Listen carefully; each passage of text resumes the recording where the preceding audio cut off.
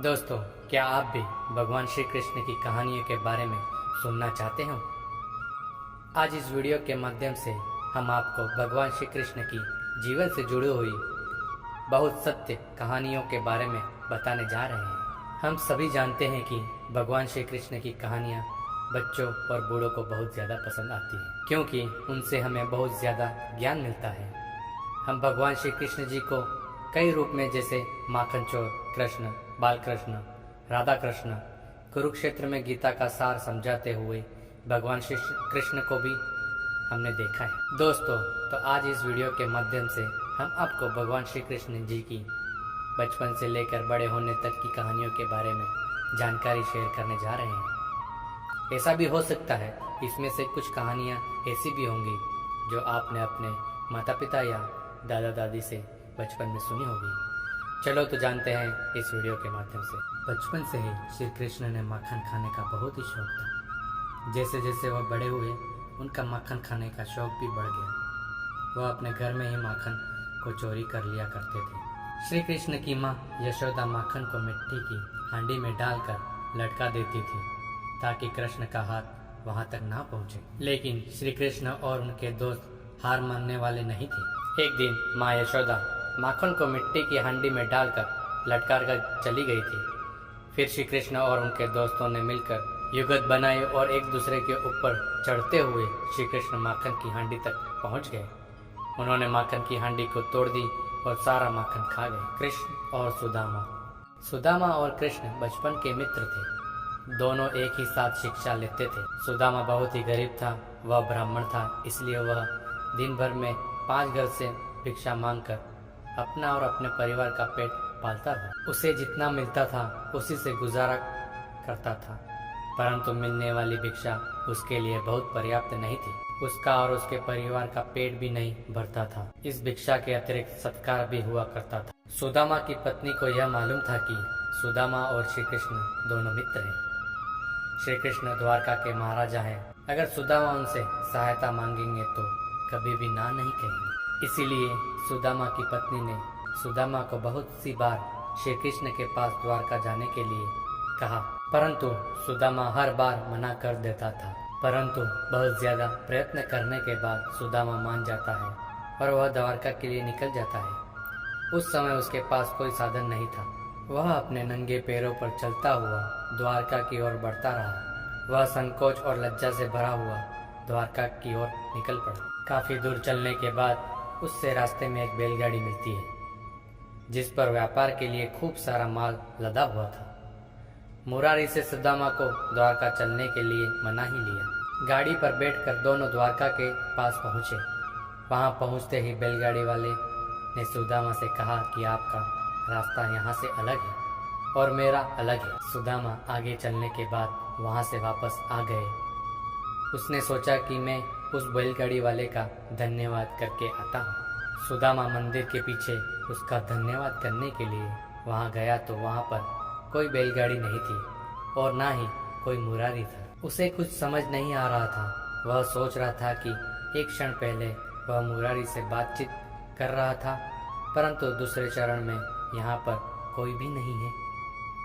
सुदामा समझ गया था कि उसके मित्र श्री कृष्ण की ही कोई लीला है। वास्तव में ऐसा ही हुआ। जब दोनों की मुलाकात हुई तो वह दोनों मुरारी की घटना पर मुस्कुरा रहे थे। श्री कृष्ण और सांप कालिया की कहानी। एक बार की बात है कि यमुना नदी में एक मीठे पानी की झील में एक जहरीला सांप रहा करता था। उसका नाम कालिया था। कालिया इतना जहरीला था कि धीरे धीरे उसका जहर यमुना नदी के पानी को भी जहरीला बना रहा था। एक दिन उस नदी के किनारे पर एक गाय चराने वाला गया और उसने उस नदी के पानी को पीना शुरू कर दिया। पानी पीते ही उस व्यक्ति की मौत हो गई। जब श्री कृष्ण को इस बात का पता चला तो श्री कृष्ण ने अपनी शक्ति से उस मरे हुए व्यक्ति को दोबारा से जिंदा कर दिया। उसके बाद कृष्ण यमुना नदी में कूद गए और नदी की गहराई में जाने लगे। नदी की गहराई में गए तो वह जोर जोर से सांप को पुकारने लगे। उस समय कृष्ण को नदी में गए हुए काफी समय हो गया था। यह देखकर लोग चिंतित होने लगे और कुछ लोग तो वहां कहने लगे थे कि उसके बाद कालिया सांप नदी के अंदर से बाहर निकला और श्री कृष्ण के सामने आया। सामने आते ही श्री कृष्ण पर आक्रमण कर दिया। देखते ही देखते श्री कृष्ण उस कालिया सांप के सर पर नाचने लगे। वह कालिया सांप 1000 सर वाला विशाल सांप था। श्री कृष्ण इतनी तेजी से नाचने लगे थे कि कालिया सांप के मुंह से खून निकलने लगा।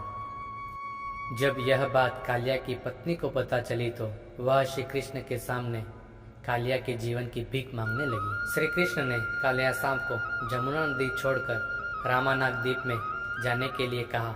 उसे यह आश्वासन भी दिया उन पर कभी भी गरुड़ हमला नहीं करेंगे, क्योंकि उनके सिर के ऊपर श्री कृष्ण के पैरों के निशान छप चुके हैं। यह सुनकर कालिया सांप बहुत ज्यादा खुश हो गया और फिर वह अपनी पत्नी के साथ यमुना नदी को छोड़कर वहां से दूर चला गया। इस प्रकार श्री कृष्ण ने कालिया सांप से गांव वालों की रक्षा की। भक्त की रक्षा। एक गांव में 8 साल का सूर्य नाम का एक बेहद दुर्लभ बालक था। उसके परिवार का व्यवसाय लकड़ी काटना और उन्हें बाजार में बेचना था। एक दिन सूरज यमुना नदी के किनारे पर लकड़ी काट रहा था। एक पेड़ की सूखी टहनी यमुना नदी की ओर झुकी हुई थी। सूर्य की यह खास बात थी कि वह कभी भी हरी भरी टहनी को नहीं काटता था। उसने देखा कि जो टहनी यमुना नदी की ओर झुकी हुई है वह बिल्कुल सूखी हुई है। उसने कुल्हाड़ी लेकर उसे काटने के बारे में सोचा। जैसे उसने अंतिम प्रहार टहनी पर किया, टहनी नदी में गिर गई और सूरज ने भी उसी टहनी को बचाने के लिए यमुना में छलांग लगा दी। यमुना नदी का बहाव बहुत ज्यादा तेज था, क्योंकि वह मौसम बारिश का मौसम था। सूरज काफी देर तक नदी से बाहर निकलने के लिए प्रयास कर रहा था, परंतु उस धारा में खुद को बहने से न रोक सका। काफी मेहनत करने के बाद भी वह सफल नहीं हो सका और नदी के बहाव के साथ ही बहता गया। उसने मदद के लिए श्री कृष्ण को पुकारा। उसने पहले अपने निजी हितों के लिए कभी भी श्री कृष्ण को याद नहीं किया था। श्री कृष्ण भी अपने भक्त की पुकार सुनते ही नदी के किनारे पर पहुंच गए। उन्होंने देखा कि सूरज बेहोश और अचेत अवस्था में है। उन्होंने सूरज को नदी से निकाला, नदी के किनारे पर लेटा दिया। सूरज की आंखें बंद थी, परंतु उसको एहसास हो रहा था कि किसी ने उसे नदी से बाहर निकाल लिया है और उसकी देखरेख कर रहा है।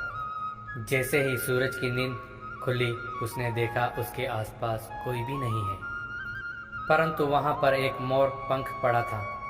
इस मोर पंख को देखकर वह समझ गया कि उसके प्रभु श्री कृष्ण ने ही उसे बचाया था। गोवर्धन पर्वत की कहानी। एक बार की बात है कि वृंदावन के लोग गोवर्धन पर्वत की पूजा करने लगे थे। वह भगवान श्री कृष्ण के कहने पर उस पर्वत की पूजा करने लगे थे और इंद्रदेव की पूजा नहीं करते थे। इस बात पर देवराज इंद्र ब्रिज के लोगों पर बहुत ज्यादा क्रोधित हो गए और क्रोधित होकर उन्होंने उन्हें दंडित करने के लिए ब्रिज गांव के ऊपर गणगौर वर्षा करने के लिए बादल भेज दिए। इंद्र के आदेश देते ही वह बादल गांव की ओर चले पड़े और वहां जाकर बहुत ज्यादा बारिश करने लगे, जिसके कारण वृंदावन में बाढ़ की संभावना पैदा हो गई थी। बारिश इतनी ज्यादा होने लगी थी कि यहाँ तक कि कुछ लोगों के घर भी इस बारिश में बहने लगे थे। गांव के लोग बहुत ज्यादा डरे हुए थे और वह सहायता लेने के लिए भगवान श्री कृष्ण के शरण में पहुंचे, परंतु भगवान श्री कृष्ण को पूरी परिस्थिति के बारे में ज्ञान हो चुका था। उन्होंने गांव वालों की सहायता करने के लिए अपने बाएं हाथ पर गोवर्धन पर्वत को अपनी छोटी उंगली पर उठा लिया और वह पर्वत से पूरे गांव के ऊपर छतरी का काम करने लगा। देखते ही देखते वृंदावन के सभी लोग और गाय एक एक करके उस पर्वत के नीचे आने लगे। इस प्रकार भगवान श्री कृष्ण ने वृंदावन के लोगों की जान बचा ली।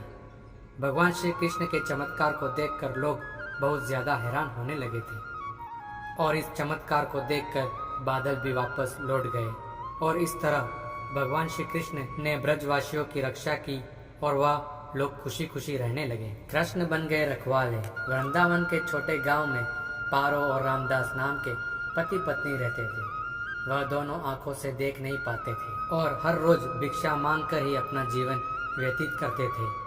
दोनों श्री कृष्ण की भक्ति किया करते थे। भोजन से पहले वह उस भोजन का प्रसाद लगा दिया करते थे।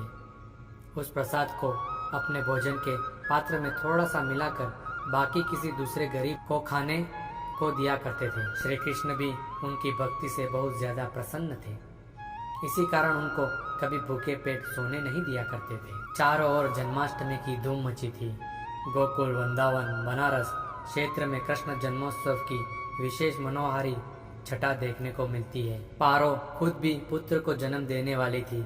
उसे खुद नहीं मालूम था कि वह जन्माष्टमी के दिन एक पुत्र को जन्म देने वाली है। ठीक उसी समय उसने पुत्र को जन्म दिया। वह अपने माता पिता की तरह ही श्री कृष्ण की भक्ति करता रहता था। उसका नाम उन्हें चंदन रखा था। वह नाम के अनुसार ही शांत और शीतल स्वभाव का था।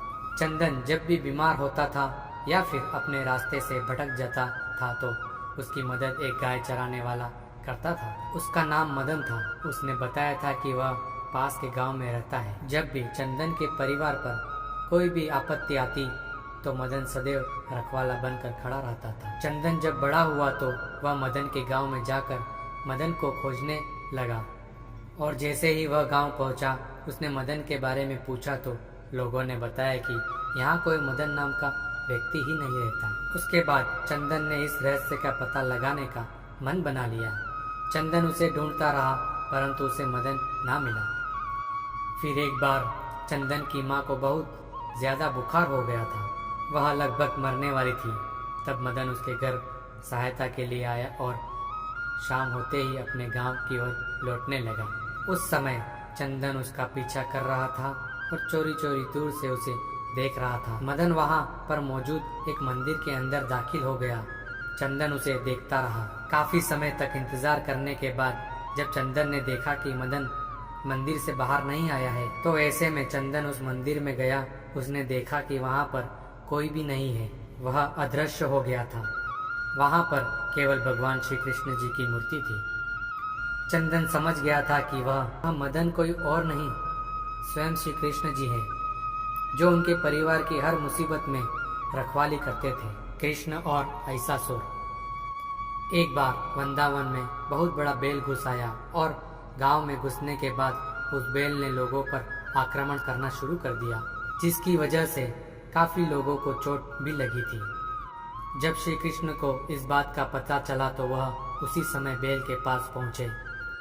बेल को देखते ही भगवान श्री कृष्ण समझ गए थे कि यह बेल असुर है और उसका नाम अहिंसासुर था।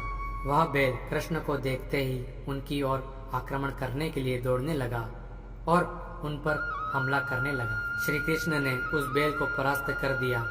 परास्त होने के बाद वह बेल नतमस्तक होकर श्री कृष्ण जी के सामने बैठ गया और उसने श्री कृष्ण को बताया कि वह भगवान बृहस्पति का शिष्य है और उसने अपने गुरु के साथ दुर्व्यवहार किया था, जिसकी वजह से उसे असुर बेल बनने का श्राप मिला था। इस प्रकार भगवान श्री कृष्ण ने लोगों को अहिंसासुर के बेल से बचा लिया था। कृष्ण और फल बेचने वाली महिला। एक बार एक महिला गांव में फल बेच रही थी। जैसे ही वह श्री कृष्ण के घर के सामने से गुजर रही थी तब श्री कृष्ण ने उसे फल वाली महिला को देखा। उनका फल खाने का मन किया तो उन्होंने फल बेचने वाली महिला से फल मांगे तो महिला ने कृष्ण से उन फलों के बदले में कुछ मांगा। फल के बदले में अनाज देने के लिए कृष्ण घर के अंदर दौड़ते हुए गए और मुट्ठी भर अनाज लेकर वापस आने लगे, परंतु महिला तक पहुंचते पहुंचते उनके हाथ में से अनाज सारा नीचे गिर रहा था।